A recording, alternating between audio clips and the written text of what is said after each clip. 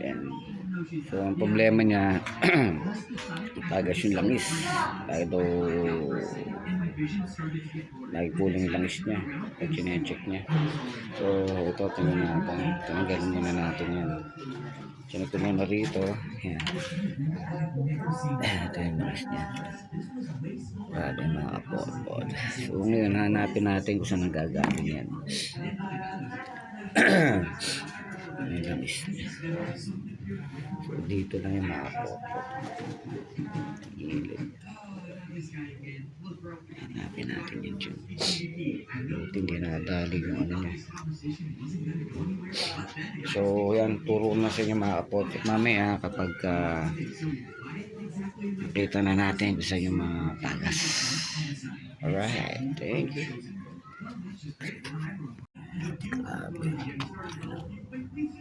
Ito yung tagas na nakisa pumunta na rin sa ano yun.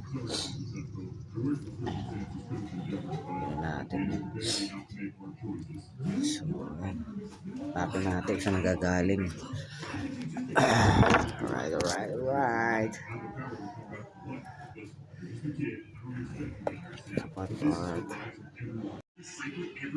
So yung mga kapot-pot, tatanggalin natin to.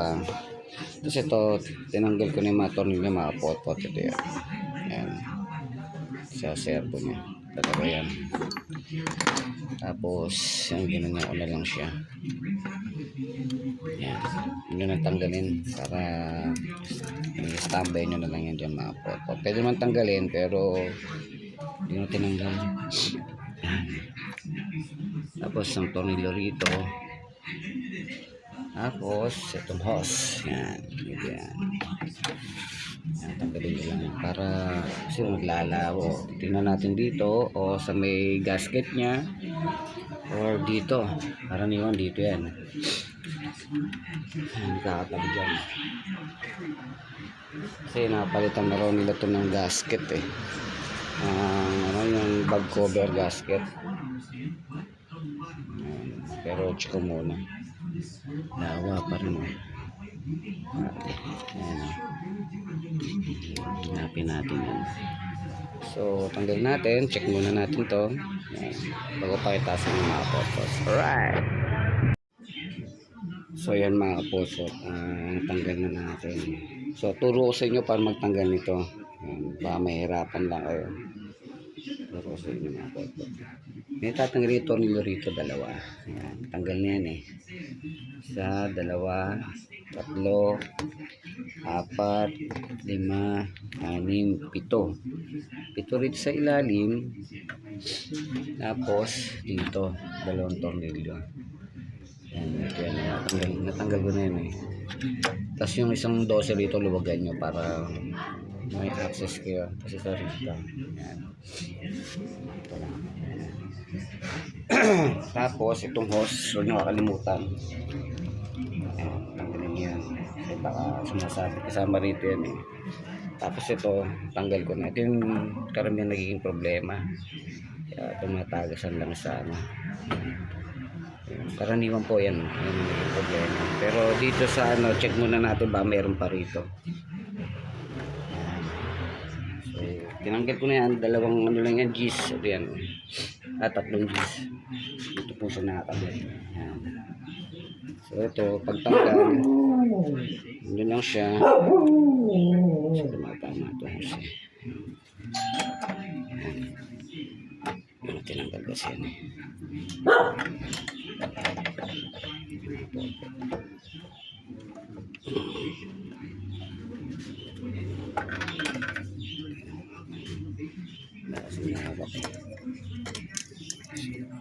Alright.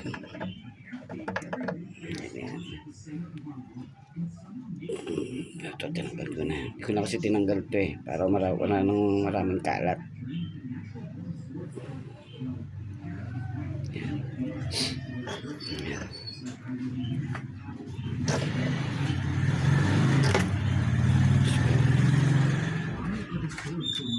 Alright.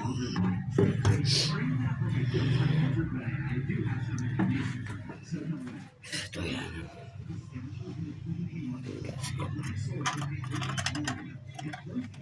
Itaas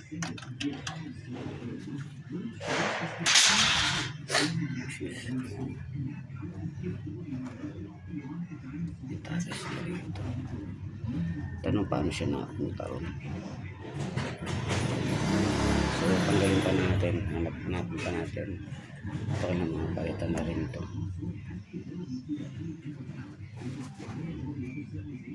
Tagalin natin ito mga kapot. Yari. So mga boss, nagiging problema nitong mga Honda na ganito. Honda ba to? City yata ito. Ito nagiging problema niya. Yan.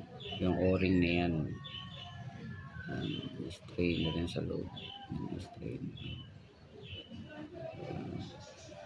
And nagiging resulta mga kapot. Tawa.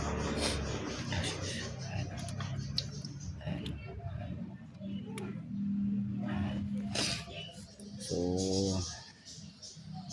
ayan, kailangan gapan yun ha, hanggang magkaganon. Alright. So yan mga kapot-pot, na linisan natin yung engine. Ayan.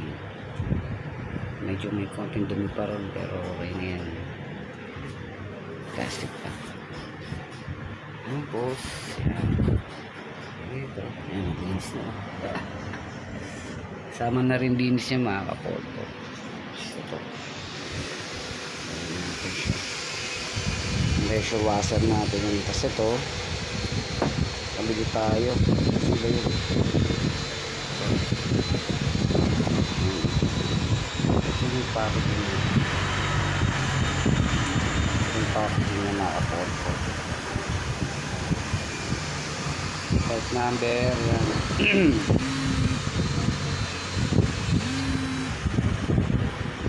So yan, kabit na natin. So yung mga kapotor, nakabit na natin. Palit lang tayo ng o-ring niya.